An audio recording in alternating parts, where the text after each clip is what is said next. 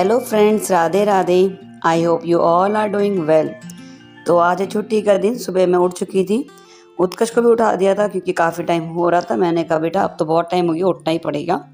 तो वो अपना चला गया था क्योंकि बच्चे तो एकदम तो बाथरूम जाते नहीं हैं। पहले घूमे फिरेगा, टीवी देखेगा, फिर जाके अपना नहाना धोना करेगा। तो मैं तो अपना सुबह फ्रेश हो ली थी, ब्रश कर लिया था, नहा धो लिया था क्योंकि मुझे अपने बाकी काम भी समेटने थे टाइम भी। तो ये मैं नेट है, इसको फोल्ड कर रही हूँ। ये नेट मैंने एक्चुअली पिछले साल लिया था और ये मैंने ऑनलाइन परचेस किया था। तो यहाँ मैं बैठ के डस्टिंग कर रही हूँ। नेट मैंने इसलिए लिया क्योंकि मच्छर ना अब हर सीज़न में हो जाते हैं। सच में अब उनका कोई सीज़न नहीं है कि गर्मियों में होते हैं, बरसात में होते हैं, सर्दियों में भी बहुत मच्छर हो जाते हैं। तो बड़ी इरिटेशन हो जाती है। सुबह 5 बजे उठना होता है, पूरी रात नींद डिस्टर्ब हो जाती है। ऑल आउट लगा के देखा, मॉर्टिन कुछ नहीं होता है।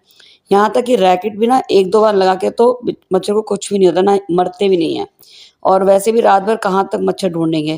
तो एट लास्ट मैंने यही सोचा कि नेट लेना ही ज़्यादा सही रहेगा। और तब से मुझे तो बहुत आराम है, सच में चैन से सो पाती हूँ। तो अब मेरे को ये बेडशीट चेंज करनी थी, तो ये बेडशीट मैंने निकाल दी है। ये मैट्रेस के ऊपर जो कवर बिछे हैं ये मेरी मम्मी ने बनाया है। ये उनकी साड़ी का है, तो उन्होंने अपनी साड़ी का बनाया। अगर आपको भी ऐसे करवाना है, बनवाना है, तो मुझे कमेंट करके बताना। तो मैं भी बना के आपको वीडियो दिखाऊंगी, ज़रूर शेयर करूंगी। अगर जैसे कोई कॉटन की साड़ी है, कोई बड़ी बेडशीट है, तो आप उसको रीयूज़ कर सकते हो इस टाइप का मैट्रेस का कवर बना करके। तो बहुत ही अच्छा और इफ़ेक्टिव तरीका है अपने कोई भी पुराने साड़ी को रीयूज़ करने का। तो ये मेरी मम्मी ने बनाया, तो मुझे तो बहुत पसंद आया और काफ़ी बड़ा है, पूरा कवर हो गया था। एक साड़ी आराम से यूज़ हो जाती है। तो यहाँ मैंने नई बेडशीट बिछा दी थी। ये जयपुरी प्रिंट में है, कॉटन की अच्छी बेडशीट है और इसको भी मेरे तकरीबन 5-6 साल हो गया है। ये मैंने सेल से परचेज़ करी थी अपने घर के वहाँ से। तो 2 ली थी मैंने और दोनों अच्छी चल रही हैं। तो यहाँ हमारे होम मेकर का ना एक काम नहीं होता है। जितनी भी गृहिणियाँ होती हैं ना, उनको एक साथ 2-3 काम करने होते हैं। कहाँ तो मैं डस्टिंग कर रही हूँ, बेडशीट चेंज कर रही हूँ और यहाँ मेरी मशीन लगी है और साथ में मेरा किचन का काम भी चल रहा है, उत्कर्ष को भी भेजने में लगी हूँ। तो सबके सब साथ-साथ चलता रहता है। तो अब मेरे कपड़े धुल चुके थे, तो मैंने बालकनी में डाल दिया है।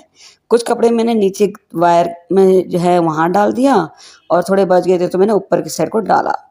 अब मैं मंदिर सफाई करने आ गई थी। तो एक्चुअली कई बार धूपबत्ती उत्कर्ष करता है ना, तो बहुत ही मैस कर देता है। तो बस मैंने सोचा कि आज मैं प्लेट और मंदिर को ज़रा साफ़ कर देती हूँ।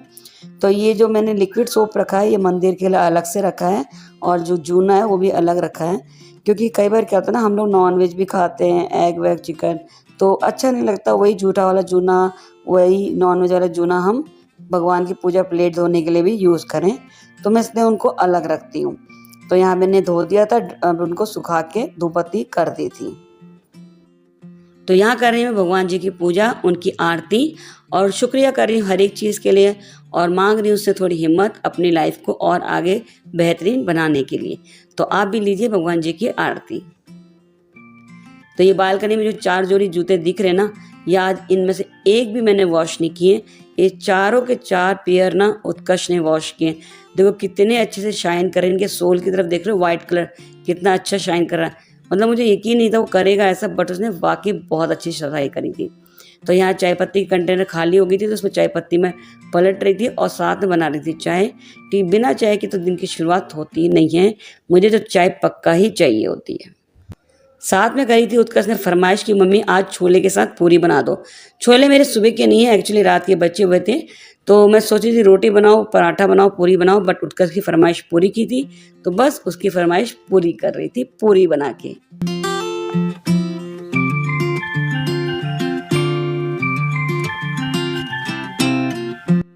अब मैं कर रही हूँ डिनर की तैयारी, जहाँ मैं 2 सब्जी बना रही हूँ। एक है आलू अरबी की सूखी ड्राई सब्जी और एक है बैंगन की सूखी सब्जी।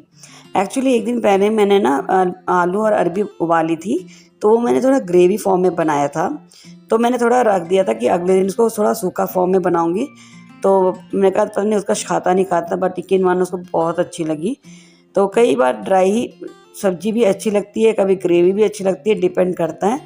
तो वैसे बेसिकली मैं रात के समय थोड़ा ग्रेवी वाली ही पसंद करती हूँ, बट आज मैंने सोचा कि चलो ड्राई ही बना देती हूँ।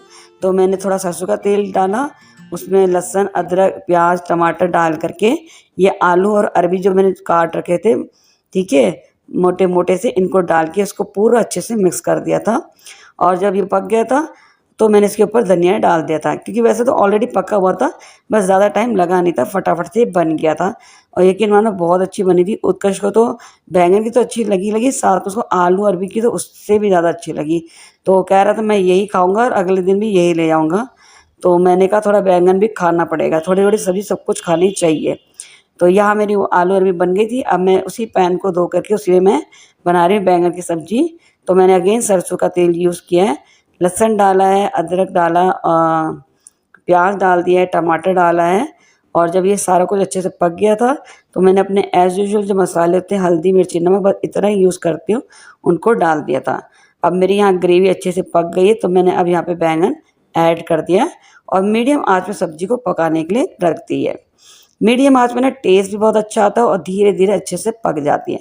हाई फ्लेम में क्या सब्ज़ी पकती नहीं है, टेस्ट नहीं आता, मसाले मिक्स नहीं होते और जल जाती हैं।